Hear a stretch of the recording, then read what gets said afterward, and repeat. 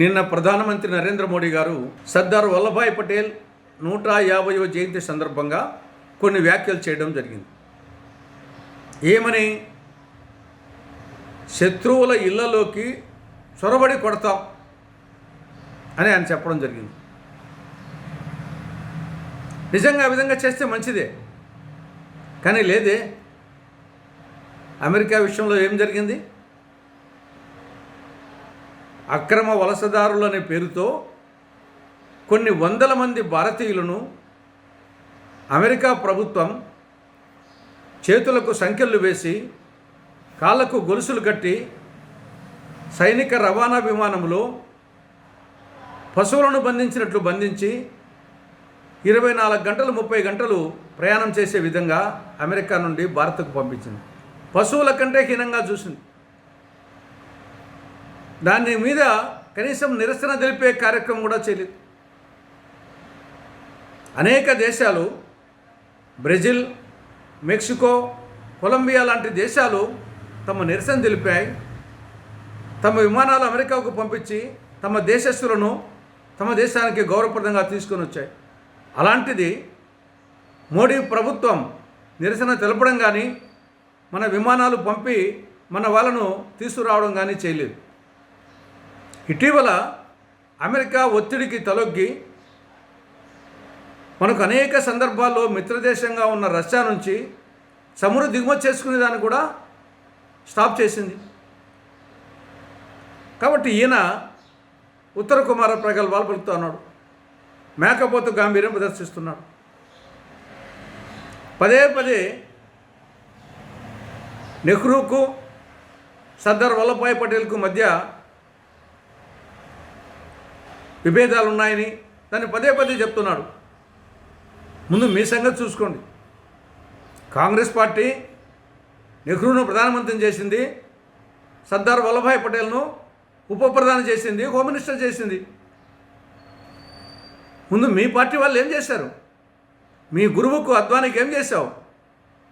గురువుకు పంగనామాలు పెట్టలే? మీ మిత్రుడికి వెంకయ్యనాయుడికి ఏం చేశావు? మిత్రద్రోహం చేయలే? ఎందుకు అద్వానీ గారికి ప్రధానమంత్రి పదవి ఇవ్వలేదు? ఎందుకు అద్వానీ గారికి రాష్ట్రపతి పదవి ఇవ్వలేదు? ఎందుకు వెంకయ్యనాయుడికి రాష్ట్రపతి పదవి ఇవ్వలేదు? దానికి ముందు సమాధానం చెప్పండి. పదే పదే కాశ్మీర్ విషయంలో అబద్ధాలు చెప్తున్నారు. ఆ రోజు హరి సింగ్తో ఆ కండిషన్స్కు ఒప్పుకోకుండా పోతే అదే హరి సింగ్ కాశ్మీర్ రాజు పాకిస్తాన్ నేత జిన్నాతో అగ్రిమెంట్ అయ్యి మొత్తం జమ్మూ కాశ్మీర్ను పాకిస్తాన్లో కలిపేసేవాడు. అప్పటికి అది స్వతంత్ర దేశం, బార్డర్లో ఉంది, మెజారిటీ ముస్లిమ్స్ ఎక్కడ.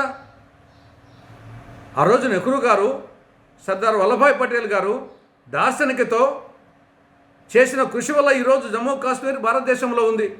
లేకుంటే పీఓకేతో పాటు మొత్తం జమ్మూ కాశ్మీర్ కూడా పాకిస్తాన్లో కలిసిపోయేది. అది తెలుసుకోకుండా పదే పదే కాంగ్రెస్ మీద జమ్మూ కాశ్మీర్ విషయంలో విమర్శలు. ఈ దేశం కోసం కాంగ్రెస్ అగ్రనాయకులు ఆత్మ బలిదానం చేశారు. జాతిపిత మహాత్ముడు, ఆయన ఏఐసిసి అధ్యక్షులు, ఇందిరాగాంధీ గారు ఏఐసిసి అధ్యక్షురాలు, రాజీవ్ గాంధీ ఏఐసిసి అధ్యక్షులు. ఈ దేశం కోసం, దేశ సమగ్రత కోసం, సమైక్యత కోసం, సార్వభౌమత్వం కోసం ఆత్మ బలిదానం చేశారు. ఈ దేశానికి స్వాతంత్రం వచ్చే నాటికి మీ పార్టీ పుట్టలేదు. కాంగ్రెస్ పార్టీ హిమాలయాల వలె ఉన్నతమైంది, గంగానది వలె పవిత్రమైంది, మర్రి చెట్టు వలె విస్తృతమైంది. ఈ దేశానికి స్వాతంత్రం తెచ్చిన పార్టీ, నవభారత నిర్మాణంలో ప్రముఖ పాత్ర వహించిన పార్టీ. ఇది దేశభక్తుల పార్టీ, త్యాగధనుల పార్టీ. జాతిపిత మహాత్ముడు, శాంతిదూత జవహర్లాల్ నెహ్రూ, విప్లవ నేత నేతాజీ సుభాష్ చంద్రబోస్, ఉక్కు మనిషి సర్దార్ వల్లభాయ్ పటేల్, ఉక్కు మహిళ ఇందిరమ్మ, రైతు బిడ్డ సంజీవ్ రెడ్డి లాంటి ఉద్దండుల నాయకత్వం వహించిన పార్టీ. అటువంటి కాంగ్రెస్ పార్టీ మీద పదే పదే అవాకులు చెవాకులు పేలడం మోడీ గారికి, బీజేపీ నాయకులకు పరిపాటైంది. ఆంజనేయుని ముందర పిల్లకోతి కుప్పిగంతులు వేసినట్లుంది. ఆకాశం మీద ఉమ్మి వేస్తే అది తిరిగి వేసిన వారి ముఖం మీదనే పడుతుంది అన్న నగ్న సత్యాన్ని మోడీ గారు బీజేపీ నాయకులు గ్రహిస్తే మంచిది.